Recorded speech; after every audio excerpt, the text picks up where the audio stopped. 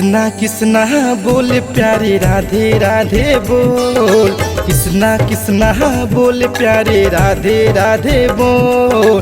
बोले हरि अनमोल मन में, बोले हरि अनमोल मन में रानी रस घोल। किसना किसना बोल प्यारे राधे राधे बोल।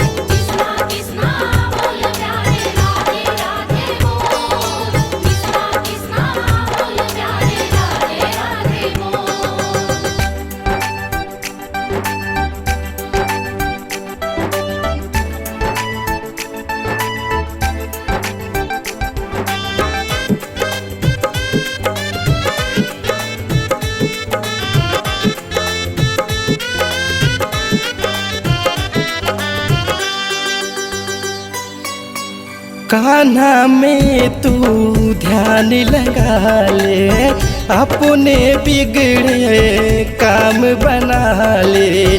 कान्हा में तू ध्यान लगा ले, अपने बिगड़े काम बना ले।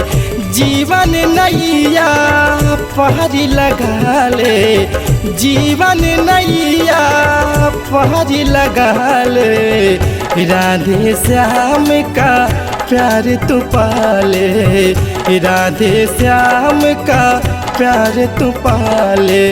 भक्ति रस का पान तू करके, भक्ति रस का पान तू करके मस्ती में हो डोल। किसना किसना बोले प्यारे राधे राधे बोल।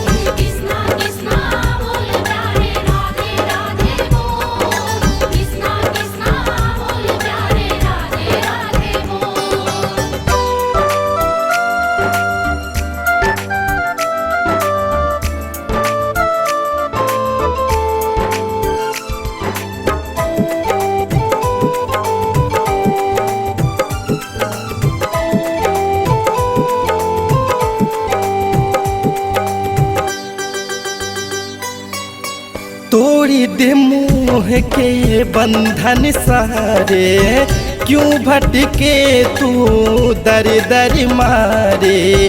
तोड़ दे मोह के बंधन सारे, क्यों भटके तू दर दर मारे।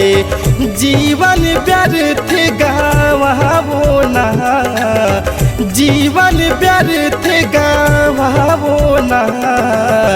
राधे किसना गावो ना हो, राधे किसना गावो ना।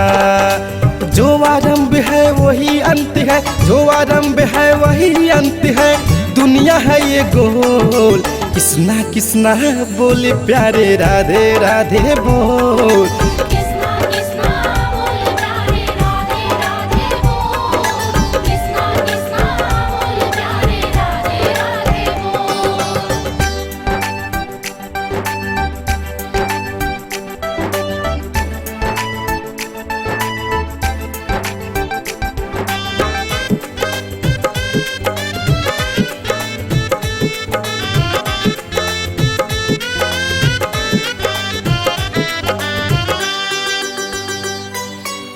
राशि रचैया गिरिधर धारी, कारे मिलिया स्तुति तुम्हारी।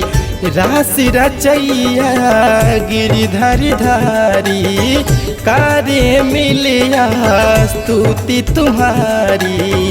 संकट दूरे कारो कन्हाई, संकट दूरे कारो कन्हाई।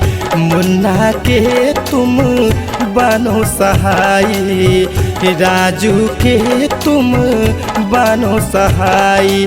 मैं करूँगा पूजा तेरी, मैं करूँगा पूजा तेरी बाजता से ढोल। किसना किसना बोले प्यारे राधे राधे बोल।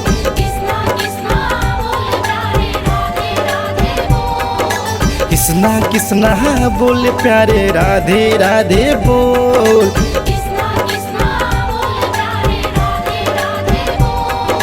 किसना किसना बोले प्यारे राधे राधे बोल।